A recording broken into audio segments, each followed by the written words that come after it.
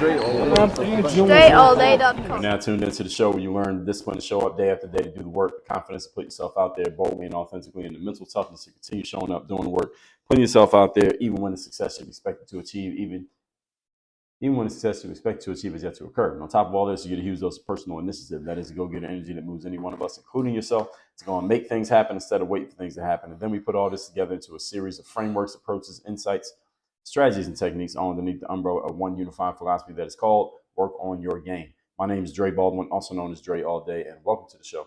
And today's topic is we're getting into part 2 of what will be a 3-part series, Your False Beliefs About Coaching, How It Works, and What It Does. Before we get into this, I remind you of 2 things: my daily motivation and Monday motivation text, guaranteed to have you focused, sharp, and on point to start your day or your week, respectively.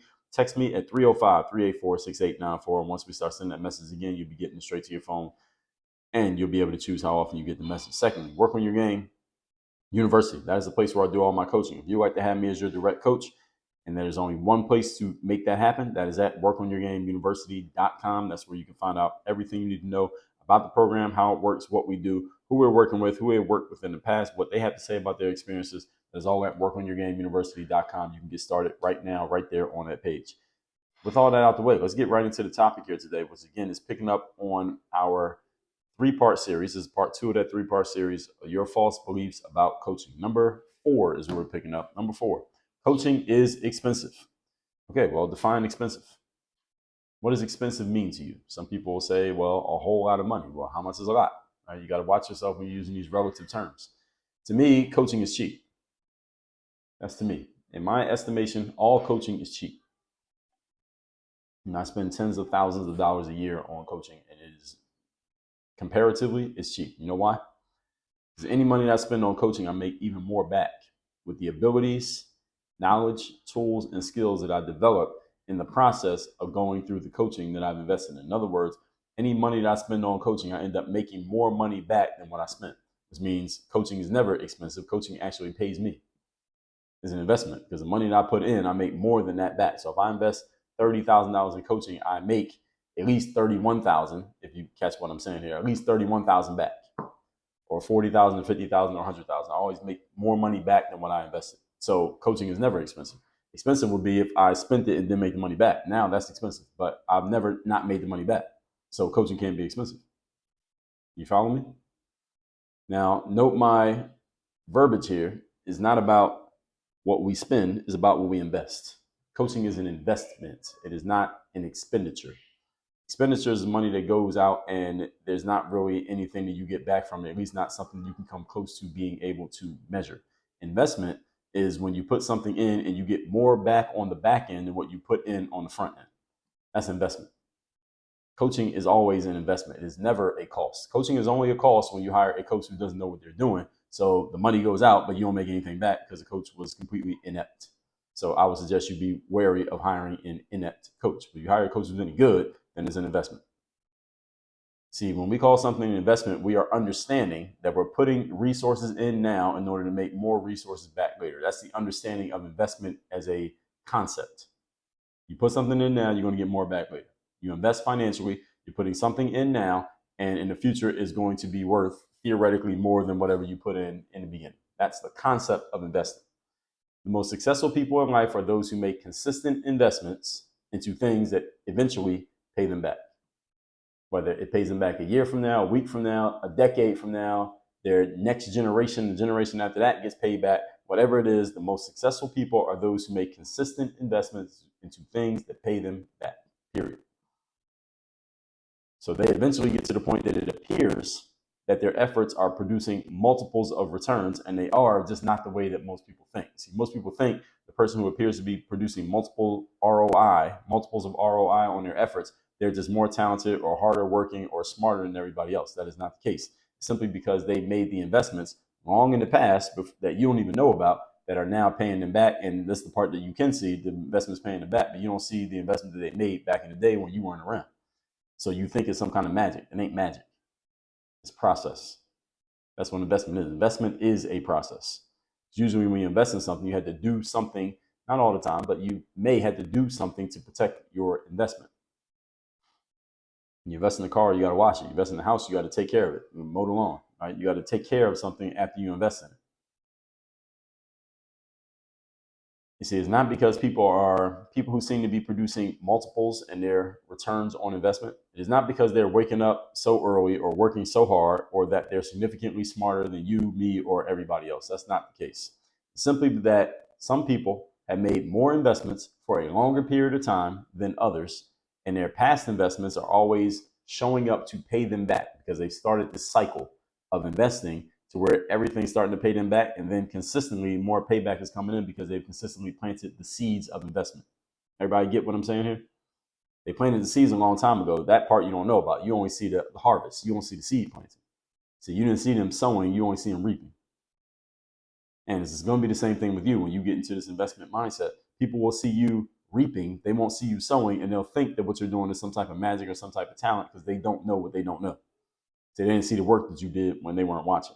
They only know about the results you got when they were watching.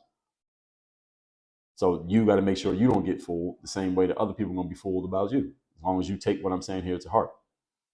See, so what is actually expensive, closing up our point here, is to not invest in coaching. See, when you don't invest, that's the most expensive thing you can do. Investing is not expensive. Investing is a money maker. Not investing is costly because what you don't invest is all the money that you can never make back. Because you're neglecting to plant a seed that will produce a 10x or 100x or 1,000x later return for you. So what you're missing, the $5 that you won't invest today, is the $500 or the $5,000 or the $50,000 that you won't get back 10, 20, 50 years from now. That's the expense. If you want to talk about something being expensive. See, if you want to say that something is a cost, the cost is when you don't invest, not when you do invest. Ask anybody who consistently invests in themselves if it's ever been costly or if it's ever just hurt them because their expenditures were too high. Ask anyone who consistently invests in themselves if that ever happened. You will not get a single confirmation of that. Not one. Because they're all going to tell you the same thing I'm telling you here. If you're investing in yourself, the very concept of investing in yourself means you're going to get it back. Times 10 or times 2 or times 1.5 or whatever it is, you're going to get back more than you put in. That's the very concept of investing. That's the reason why we do it, not because of what it costs. Point number 5. Today's topic, once again, we're on part 2 of 3, your false beliefs about coaching. Number 5, coaching is about fixing weaknesses, not necessarily. Now, while in your coaching process, you could have your weaknesses fixed, but that's not all of what coaching entails. That's not what coaching is about. That's something that coaching can do. That's not what coaching is about. So athletes in professional sports, for example, notice that they all have coaches. Every professional sport athlete, they all have coaches. Now, why do they have coaches? They have coaches because they're not good at what they do? Of course not. We know that they're all very good at what they do. So why do they have a coach? If coaching was all about fixing weaknesses, why do professional athletes have coaches? Doesn't make sense. They're the best in the world at what they do. So if anybody could afford to not have a coach, it's them. So why do they have a coach?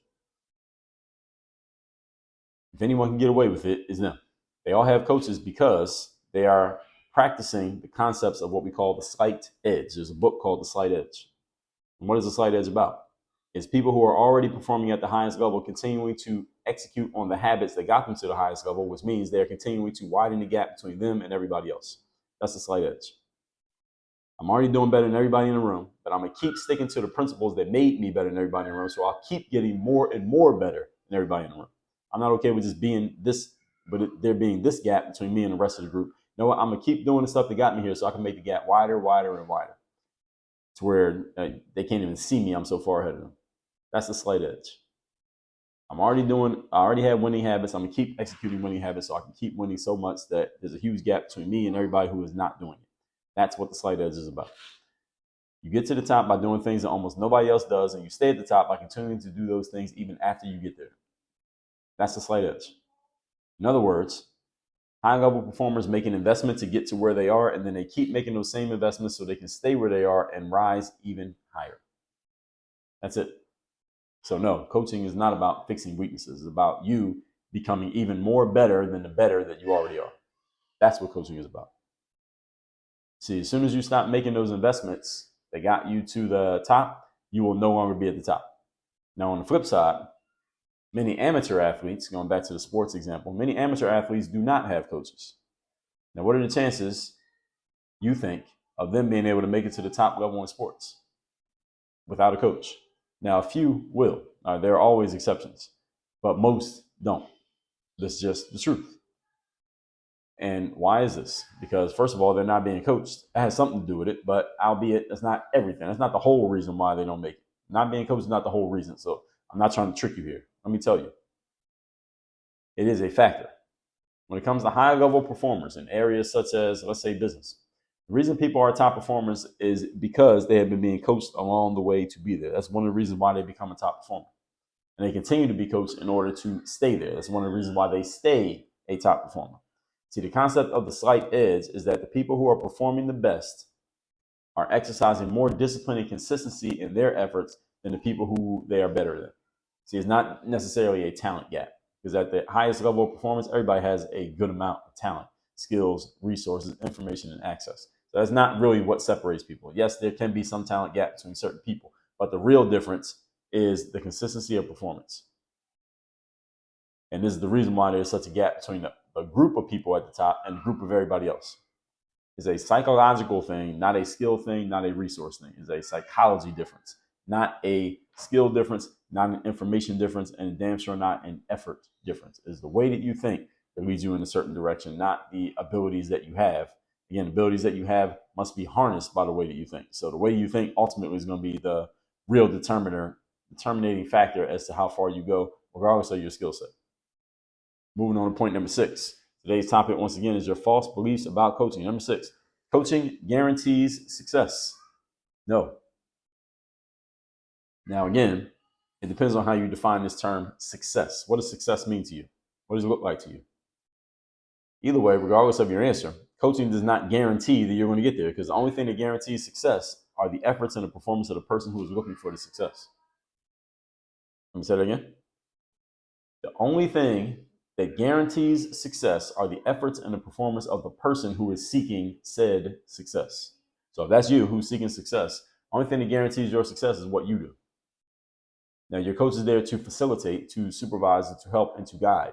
But the coach is not there to make you be successful. Right? That's nonsense. No coach, trainer, etc. has ever made anyone successful. Now, you may have played a role, you may have helped facilitate, but they didn't make you. No coach made a person successful. That doesn't happen. This is something that I can even say as a coach myself. And I've also said as a person who receives coaching as a client or a member of a program. My success is not based on the coaches that I hire. And when I hire a coach, I'm not basing my success on what they do. My success is based on the decision that I've already made that I'm going to be successful. I hire the coach to facilitate certain roles and certain jobs along the way of me getting to where I already told you that I was going. That's the reason why I'm bringing a coach. Not because I need them to become successful. Without them, I wouldn't be successful. Bullshit. No coach is going to make me successful. No coach is going to make or break me. I make and break me. Coach, you're just there to help me do what I want to do. All right, I need to take care of these 3 things over here. This coach looks like they can help me with these 3 things over here. They're going to help me, but they're not the reason why I'm going to achieve success or not. No way. My success is not based on coaches. Your success is not based on the coaches that you hire. Your success is based on the decision that you have made to become successful. That's how you become successful, making a decision to be successful, and then you go out there and you execute. And the coaches that are hired and the books that I read and the programs that I sign up for, they are just tools to help me employ. They're tools that I employ to help me achieve the goals that I've already desired to reach. That's the reason why coaches are useful. They help me do what I already decided that I'm going to do. So the coach doesn't make me successful. I make me successful. Coach is an accessory to my plan. You hire a coach, they are an accessory to your behavior, your destiny, and your actions. And I, as a coach, to be an accessory to your plan to be successful, I'm happy to be so. But it's not my job to make you successful. You don't hire a coach because they're going to make you successful. Because you have already made the decision to be a successful person. You are just using tools like coaching to help you do it faster. That's the point. The same way you would use a hammer and nails and brick and mortar to build a house you've already decided to build. You'll probably get it done faster with the tools than you would without the tools. So does everybody understand this? Is anybody questioning this? You want to build a house, you probably want to use tools rather than just using your bare hands. You'll get the job done a whole lot faster. Same thing with coaching. If you want to get to a certain level of success, you get there a whole lot faster if you have someone working with you, dedicated to you, than if you did everything by yourself, just trying to figure it out. I mean, why would you do that? That's it. Let's recap today's class, which is coaching this is part 2 of our series on the false beliefs you have about coaching. Number 4 is coaching is expensive. Well, it depends on how you define expensive. I would say no coaching is expensive. Coaching actually pays you because whatever money you put in, as long as you hire a reputable coach, you're going to make more money on the back end. Number 5, coaching is about fixing weaknesses. It definitely can be, but that's not all what coaching entails. Again, think about professional athletes. They all have coaches. Most of them don't have many weaknesses. Is the reason they became pro athletes. They are pro athletes because they want to practice a slight edge, and since they're already ahead of everybody else, they want to get even further ahead by being pushed by a great coach who's going to push them every single day. And point number 6, coaching guarantees success. Again, it depends on how you define this term success. What does success mean to you? What does it look like to you? Either way, success is not guaranteed by you hiring a coach, but you hiring a coach can facilitate the decision that you have made to become successful. The only way your success can be guaranteed is based on you guaranteeing it to yourself, not anybody else guaranteeing you anything. Because again, remember the 51-49 rule, you own a majority stake in your goals and your success, not your coach. And it is your responsibility whether you come up short or whether you achieve your outcome. Your coach should be helping you and guiding you and giving you advice along the way. But it's not the coach's responsibility to make you successful. That is your responsibility. And if you're not taking it up, you have no one to blame but yourself. With all that said, tomorrow we'll get into part 3 of this series. I remind you, make sure you text me, see in my community. My number's down below in the description. And workonyourgameuniversity.com. That's the place I do all my coaching. You want to have me as your direct coach, go to workonyourgameuniversity.com. Click the button on that page. Get started right now. I'll see you on the next call. Work on your game. Dre, all